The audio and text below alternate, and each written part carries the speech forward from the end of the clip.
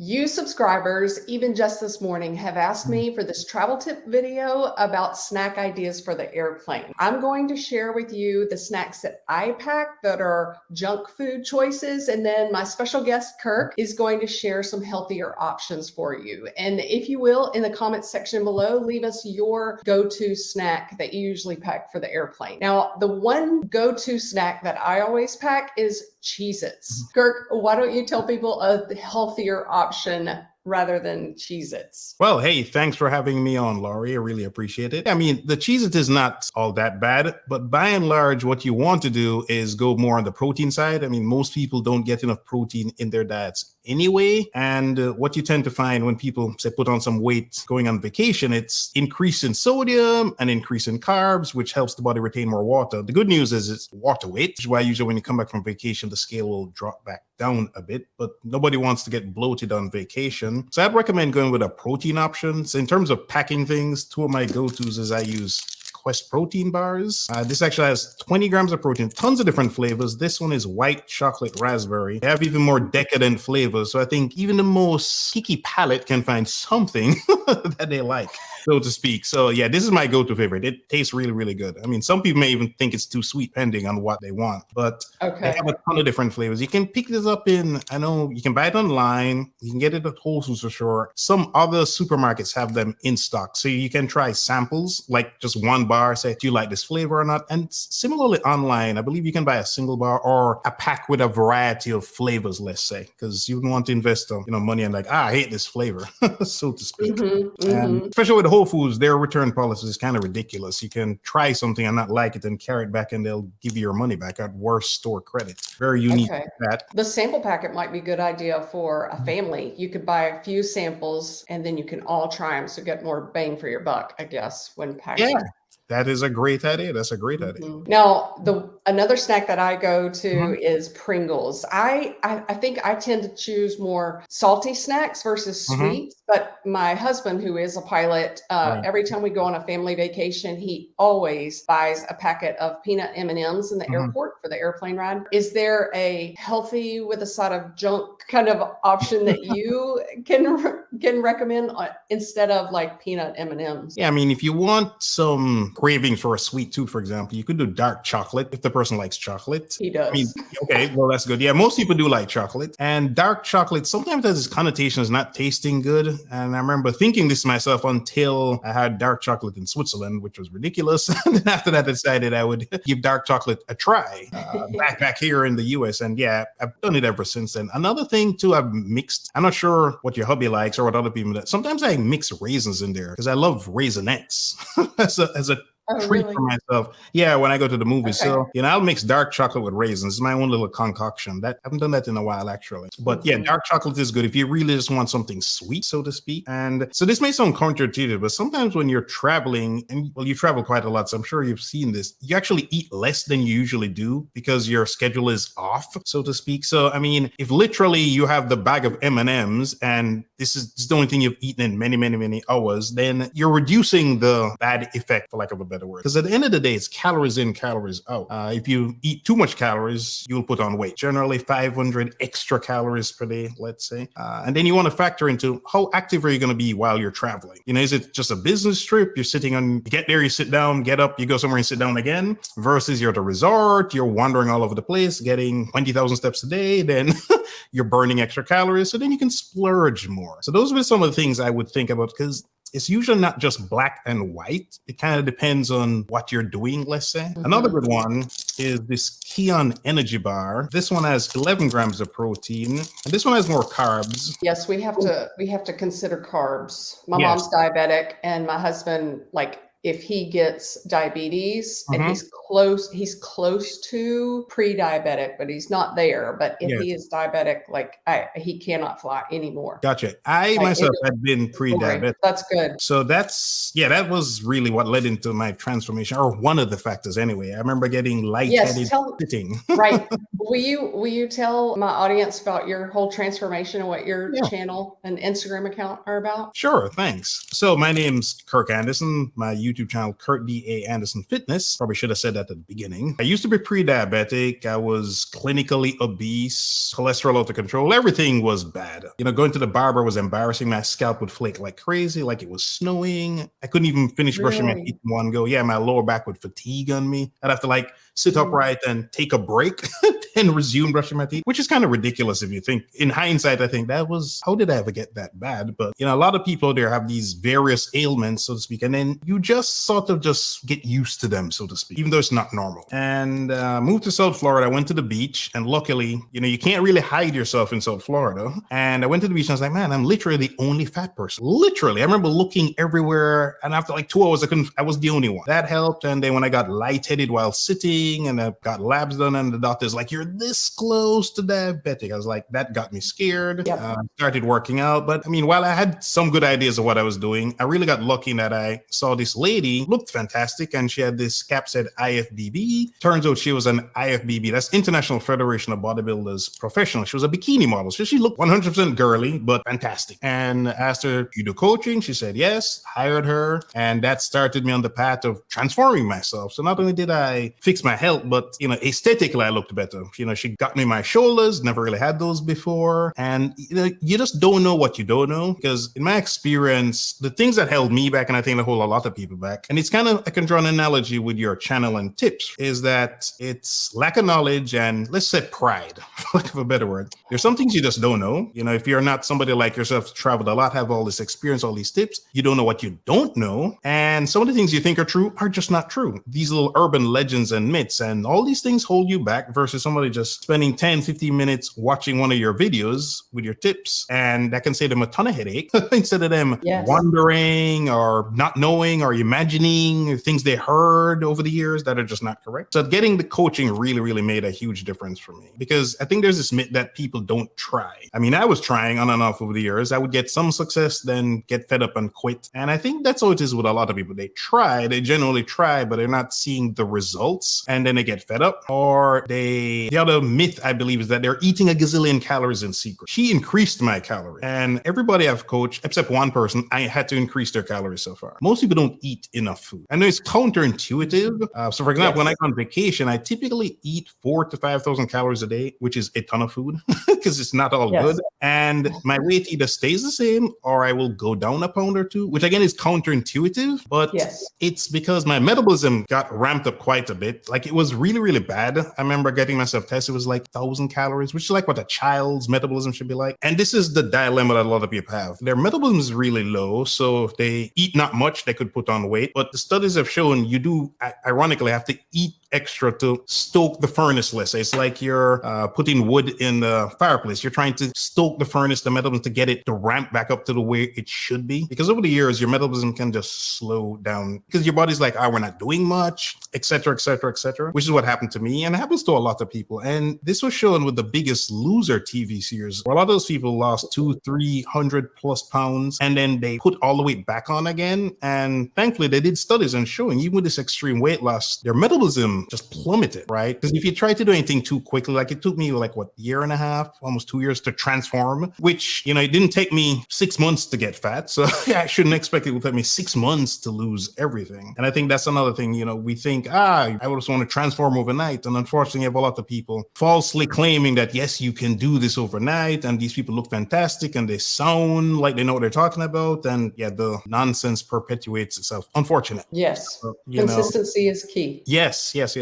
So that's how I got to where I am. And during the whole pandemic thing, I was deciding, I always wanted to try to give back. I've helped people on and off over the years. So I became a certified personal trainer. Then I was looking into YouTube and it's like, oh, wow, YouTube is huge. I know. I'm very late to the party.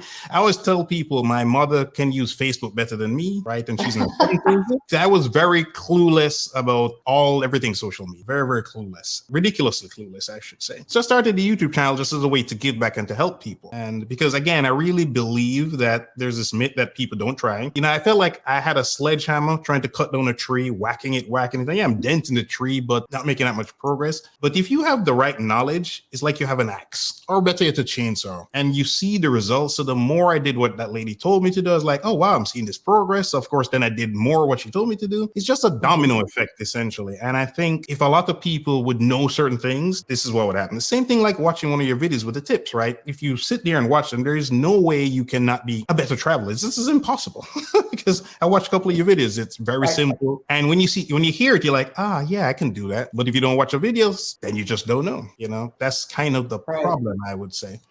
So would you recommend carrots, or do you stick to mostly protein? Well, so the tip she gave me to, is because at first I just couldn't eat that much food. I was like, I can't eat this food. And she's like, you got to eat this food. She's like, you need to eat all this food. And she's like, well, start with the protein and the vegetables and whatever space you have left, go with the carbs. Generally speaking, most people don't eat enough protein. Is too low, men or women, and the carbs and fat is too high, right? Keeping it simple for carbs and fat, one of them can be high, but they both can't be high. So that's why you have somebody doing keto where their carbs are super low and the fat is very high, or let's say the bodybuilding style diet where the fat is kind of low and the carbs are kind of high. But generally speaking, you can't have them both be high. It's kind of one or the other, right? Or have them both at a moderate level, let's say. So the reason I always tell people to go with protein, because almost inevitably they don't eat enough protein. If you sit down and just add up what you eat in a day, you'd be surprised what little protein you get. Whereas carbs, very easy to get carbs. Pretty much anything you drink, almost anything you eat comes with a box, some kind of a package, tons of carbs. And if you're not that active, you don't need that many carbs. Sometimes when you're hungry, it's not that you're hungry, it's thirst. You're just not expanding. This is a good thing to traveling on flights. The longer you travel, the more likely you are to get thirst, the dehydration. So I drink like a gallon of water a day. And that definitely helps. If you drink 2 glasses of water before eating, you will eat less. It's kind of that thing. You feel you're full or you're filled up, so to speak. So sometimes, and that's another tricky thing too with, say, alcohol. You're drinking, the more you drink, you can start to mistake thirst for hunger. You're actually thirsty, but you think, I'm hungry. So it's not an accident. People are drinking and they're eating, drinking and eating. You get the munchies, let's say. So that's another thing to watch out for. In terms of the other one I was saying was this Keon energy bar. Let's see if I hold this up. This one is not very high on the carbs. I think that's where I stopped. It's like 18 grams of carbohydrates. But again, it's pretty high quality. It's only 10 grams of sugar and 11 grams of protein. And even going back to this Quest bar, this has practically, so most of the carbs here it's fiber. It's only 1 gram of sugar, 22 grams of carbs, but 15 of the carbs it's fiber. That's great. Again, going to have less of an effect on your blood sugar, basically. Yes. And these bars a lot of protein bars are really just candy bars in disguise. Because if you look on the fine print to see how much protein they have, it's like 5 grams or something. So it's practically negligible or invisible. One of the things, sometimes, depending how early I get to an airport or, between flights or what have you, I'll even just buy a meal and carry on the plane. I always remember this. Even when I was fat, I was doing this. I would wonder why suffer through bad airplane food, right? Yes. If you can simply buy a nice meal and carry it on the plane. And then people look like, oh man, that smells good. That looks great. I'm like, I never understood that. Why other people didn't do that. I was always a big fan of that. So one time I did take tuna, and that's like passenger shaming 101. You do not want to do that.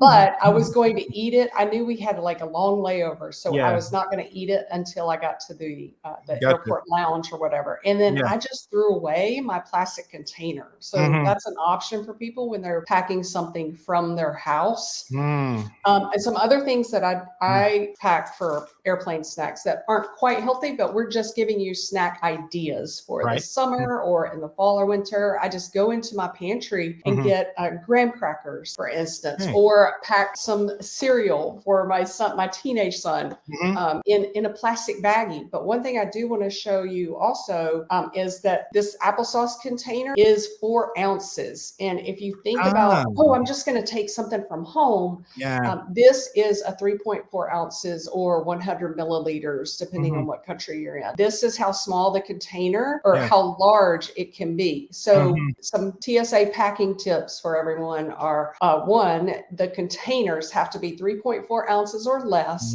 and those containers have to fit inside a liquids bag. And the liquids bag does have to be clear. I have a whole video that I will link for you below about some TSA packing tips for Mhm. any of you who've never traveled before in an airplane. And then like this container is like 1.75. Any kind of container, the container has to be 3.4 ounces or less. And then over the last 2 years, there has been an updated TSA packing tip for liquids or for food. During the pandemic, the TSA said that all food had to be packed in a clear bag and put into the gray bins to be screened extra. But now they no longer require that. So you can keep all of your food in your carry-on suitcase or your personal item bag, and they can be separated. They can be prepackaged or in a Ziploc baggie or plastic container that you brought from home. And they do not need to see it. But a travel tip is to remember that the screening machine needs to be able to see items easily. So if you have food, or in my case, a bag of coffee, have it near the top of your carry-on suitcase or bag that's going to be going under the screener in the airport so that they can easily see it. Because my ground coffee beans, even if I put them in the gray bin, the TSA officers always have to pull it out and squish it and smush it. It blocks something. So just remember that when you're packing snacks for extra screening. So it's really good that that has changed. Yes. Thankfully, I didn't run into that. I didn't travel much during the pandemic. Yeah, because Yes. I've traveled since then. But it's funny you said the thing about the ounce. That's a brilliant idea, because I know even pre-pandemic, this has happened to me. I would travel with coconut oil because I found that helped with skin, and because I was having skin issues. And it's like solid when it's cool enough. And I remember one time I had traveled it before, no problem, and it turned to liquid. So they're like, this is over 4 ounces. So I remember saying, yeah, but the thing is normally solid, and they're like this and that. And then I got lucky. The supervisor came over and they were like, okay, we know it usually is solid. They opened it. I think they tested it, and they're like, okay, it's really whatever. It's coconut oil, blah, blah, blah. So they let me carry on. But ever since then, I remember if I traveled it, I always put it in my suitcase. But I hadn't thought to do what you said, because it's not like, matter of fact, this will save me so much weight as well, because I don't need a whole bottle of coconut oil. Yes. Just get one of these small travel containers and just like scoop some in and put it in there. Yeah, that's a great idea. I'm going to do that. Yeah. And peanut butter is a liquid. It counts as a liquid. And so does like cooked oatmeal. Some people like to take the cooked through, but another tip is that you can just bring the dry oatmeal and then just pour boiling water on it inside the airplane. Ask the flight attendants. There is a travel tip for bringing through a thermos of ice. You can bring through a Yeti cup full of ice. Just drink any condensation that is allowed through airport security. And then one international travel tip for packing snacks is to remember that most countries or some countries do not allow produce. So you'll need to have prepackaged or some type of food like that you can finish. It's like even going to Hawaii sometimes, or coming back from Hawaii, you can't bring certain produce. And then I know, like, if we get to go to Italy again one day, you cannot bring like Parmesan cheese. You cannot bring cheese back into the United States from those countries in the UK for some reason. Anyway. Gotcha. Yeah, maybe it's house. Yeah, it's funny because I think, well, I shouldn't say I think, I know you're correct, where it's most countries don't like you bringing produce from other countries because you can potentially bring in, I'm thinking, organisms from other places that would disrupt things in the new country. Let's say not, what's the word? Not word when it's natural to the country. I'm trying to think of it. Right. It can disrupt all of the ecosystem. Yes, exactly. For some reason, like you can't bring a tree to Iceland or something like that. It's just exactly. They know the rules. We just smile and say, okay. Yeah. But you can watch travel tip videos to help you know before you go. Yes, exactly. Agreed. Well, Kirk, will you tell them where they can find you across the social media channels, and we'll also link Kirk's info below for you, and the bars, if you can find us a link Yes. to those in case people want to take those. I will definitely, yeah. I highly recommend the bars. I've never had somebody try them and go, oh yeah, this tastes awful or didn't taste good. Yeah. Yeah, they do really, really well. That's so great. You can find me on YouTube at Kirk D.A. Anderson Fitness. Easy enough. And on Instagram at, again, Kirk D.A. Anderson Fitness. Yeah, you can find me everywhere as Kirk D.A. Anderson Fitness. Twitter, whatever. Okay. And he is Jamaican. So I thought, like, when I saw your Instagram handle, I was like, oh, he put the DA in there to sound Jamaican, like Kirk Anderson. Oh, okay. That's a totally bad That's a bad accent. Oh, yeah, I just butchered it. No, that's okay. Yeah, a lot of Jamaicans, we have two middle initials. Well, I mean, two middle names. Yeah, it's very common. Yeah, I never thought of that as being strange till people asked me, what's the DA? And I was like, yeah, but lots of people have them, right? They're like, no, they don't. I was like, okay. Yeah, I guess it's another Jamaican thing where a lot of people have two middle names. Any Jamaican snacks that you can get over here in Florida? Well, you can get that are your favorites. Tamarind balls, I would say, but that's just sugary balls. Definitely not going to help you keep the weight off if that's what you're trying to do. Yeah, but I mean, as a treat, yes, go for it. It's basically sugar around the seed, the tamarind seed, and yeah, you just pop it in your mouth, it melts in your mouth, then you have this thing over the seed, you kind of take it off with your teeth and yeah, chew on that. Highly recommended. Very, very delicious. And have I asked you about pretzels yet? Is that a healthier option or no? What would you say about pretzels? So the key thing here with health is two things to look at. The main thing is, again, total calories are going to matter. There was a guy who did this famous study, the Twinkie diet. I mean, Twinkies are obviously not healthy for you, but he proved, I think he was eating that for a month and he lost weight just because calorically speaking, he burnt more than he was consuming. But of course, don't go and eat Twinkies all day, every day. I'm not saying to do that. Right. So with back to your pretzels example, you can fit almost anything into your food items for the day. By that, here's what I mean. Let's say, I'm going to just make up a number. Say you are going to eat 200 grams of rice and you want to have your pretzels. So you just need to subtract some of the rice to factor into pretzels. Because again, it's just numbers at the end of the day. Actually, let's use per se the rice example. You're just trying to eat 200 grams of carbs for the day and I don't know, 70 grams of fat, X amount of protein. You just need to play with these numbers. So let's say you want your pretzels or your ice cream or what have you. This is where you can quote unquote have your cake and eat it too. You just need to make sure at the end of the day you've not exceeded the goal that you set out to be. Now, if you don't have these kind of specific numbers, then you're gonna go with some general rules, which is don't overindulge. Say you had some Pringles or some pretzels rather, I should say. Just don't go crazy on the pretzels because you can do your pretzels, but then you're gonna do the M&Ms, then you're going to do the this and the that. You can't do everything. It's like I always tell people, pick a struggle. It's like drinking versus indulging in food. You're at a resort, don't drink a bunch of drink at the pool and have this huge meal at the same time. And this is one of the reasons why drinking, quote unquote, can help people put on weight because typically they drink and they eat. You know, I just said do one or the other. You're at the pool, have a blast with all the drinks you like. Don't devour the food. Whereas at dinner, have a wonderful meal. You already did your drinking earlier in the day. You know, but it's a struggle. Balance. It's all about balance. Exactly. And being consistent.